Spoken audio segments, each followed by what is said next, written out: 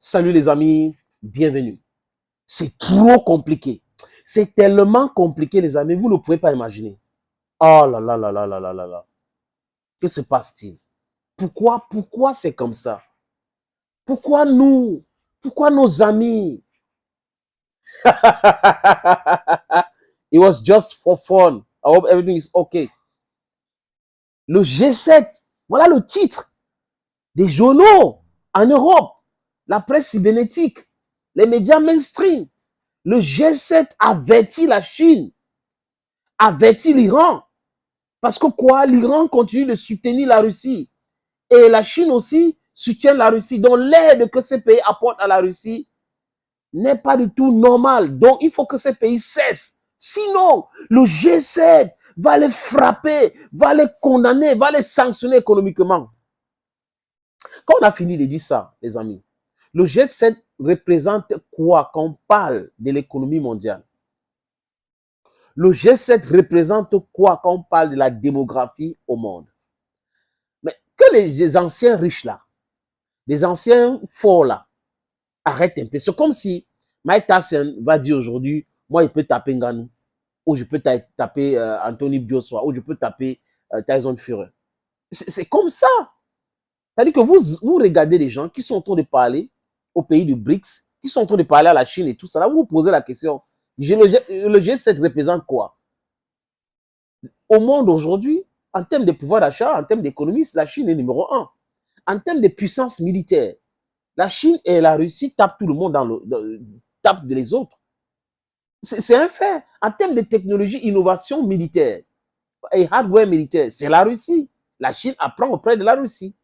L'Iran même, qui fait des échanges de missiles avec la Russie, c'est pour avoir des armes pour se protéger contre une éventuelle attaque de Benjamin Netanyahu. Je ne dis pas de l'Israël, parce que c'est lui qui est belliqueux, bellissime, dangereux, s'appelle Benjamin Netanyahu.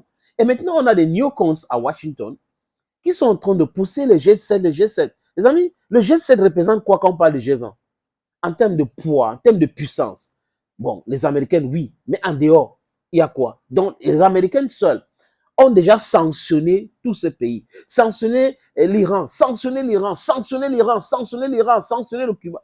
Ils ne se rendent pas compte, même ce qu'ils ont fait avec la Corée du Nord, que ça ne marche plus. Ça ne marche plus. Si ça marchait, ça veut dire que le monde entier serait, je ne sais pas où. Et imaginons même que ce sont les Occidentaux qui donnaient l'air qu'on respire là. Imaginez un instant que ce sont eux qui nous donnaient l'air qu'on respire là, ou la quasi-totalité de ce que nous mangeons là. C'est que c'est bon pour nous. Hein. C'est bon pour nous. Prenons l'exemple du Niger. Le Niger décide de prendre ses responsabilités et décide d'être souverain. La France conseille au pays de la CEDEAO de sanctionner un pays enclavé, donc de piétiner le droit international et de piétiner les propres textes de la CEDEAO. Donc, ils ont mis les médicaments dedans pour pouvoir faire mourir davantage des gens dans les hôpitaux. Couper la lumière pour pouvoir faire mourir davantage des gens dans les hôpitaux. Mais ils ne savaient pas qu'il devait avoir cette solidarité. C'est pour cette raison qu'on dit « Together we are stronger. United we are stronger. Divided we are feeble. » Oui. Et cette cohésion dans l'amitié aujourd'hui entre la Chine, l'Iran, la Corée du Nord, le Brésil, bref, les pays de l'Amérique du Sud, vous avez vu que la France était là-bas dernièrement, il a fait le tour. Les pays d'Afrique mettent en lumière les faiblesses, même pas là, mais les faiblesses de l'Occident. Donc quand le G7 parle aujourd'hui, c'est-à-dire que le G7 est dépassé par les événements. Ils ont pensé à un moment donné qu'ils pouvaient en finir avec la situation. Mais comment comprendre qu'on est en train de vous parler d'une guerre où il y a deux parties, dont deux parties, la Russie et l'Ukraine. Et l'Ukraine reçoit le soutien de soi-disant pays les plus riches et plus industrialisés dans le monde de façon massive, des milliards et des milliards d'armements. Et la Russie ne doit rien recevoir de ses amis. Vous avez vu ça où? Même la Russie n'a même pas besoin de ça. Son économie va bien, 3,6% de croissance, et Les gens ne souffrent pas, les gens ont du travail, l'industrie d'armement, ça tourne à merveille, la fabrication des armes, modification des armes, c'est de ça qu'il est question aujourd'hui, les amis. C'est de ça qu'il est question aujourd'hui et c'est ça qui inquiète ces Occidentaux. Je ne sais pas pourquoi est-ce que ces gars se comportent comme ça. Ils sont dépassés par les événements. La Chine doit faire attention. Quand on vous parle même du G7, qu'est-ce qu'ils disent? Que le G7, c'est les pays les plus industrialisés dans le monde, les plus riches. Donc, les 7 pays les plus riches dans le monde. Mais c'est un faux truc, les amis. C'est un faux truc comme la Bible, comme les livres dits saints, sacrés, autres là, comme la religion qui nous ont pompé ici. C'est-à-dire que c'est des faux trucs. Faux trucs. Pourquoi? Numéro 1, la Chine et les États-Unis sont presque au même niveau. Et la Chine est en train de dépasser les États-Unis. Donc, et la Chine n'est pas au sein du G7. Et on vous dit que c'est les pays les plus riches au monde. Deuxième incongruité. L'Inde est 4e puissance. Donc l'Inde a même dépassé le Royaume-Uni. L'Inde n'est pas dedans. Donc, prenons l'exemple de ces 2 pays. La Chine et l'Inde ne font pas partie des pays du G7. Et on vous cite des pays que l'Inde est plus puissant, l'Inde les tape économiquement, ou la Chine les piétine, tous les autres.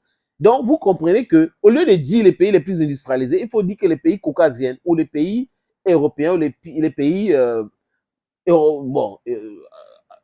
américano-européens, disons ça comme ça, les blancs, les pays de blancs. Je crois que c'est le mot qu'il faut utiliser, ce sont les pays des blancs qui sont au sein de ce G7. Bon, ils ont mis le Japon parce que le Japon, c'est un pays dirigé par les Américains depuis longtemps. Donc, tous ces pays-là sont contrôlés par les Américains et ces gens-là, mais ils ne peuvent rien. Si les États-Unis veulent faire effondrer leur économie, qui tentent la Chine.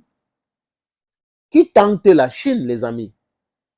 Vous voyez que même avec la Russie, ce qu'on ne dit pas, c'est que les Américains continuent de faire les affaires avec la Russie.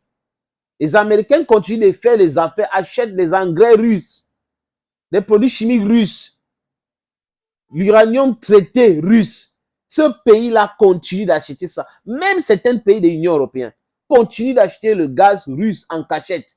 Donc, voilà donc des gens qui prétendent sanctionner le monde entier, qui donnent de l'air à respirer aux gens. Dieu merci. Dieu merci, parce que l'air que je respire là, l'air que vous respirez là, si c'est les Américains, du moins les élites américaines et les élites européennes qui produisaient cette air-là pour donner, pour qu'on puisse respirer, sachez que dès que vous vous levez pour parler de votre souveraineté, ils vont couper un peu. Ils vous asphyxient après les envois. Vous voyez un peu comment la magnanimité de l'Occident, la magnanimité, ils ont toujours été dans le laisse-bouffe. Ils ont toujours été dans le non-sens. Ils ont toujours voulu contrôler tout dans le monde entier, même de façon illégale. Surtout de façon illégale. C'est de ça qu'il est question.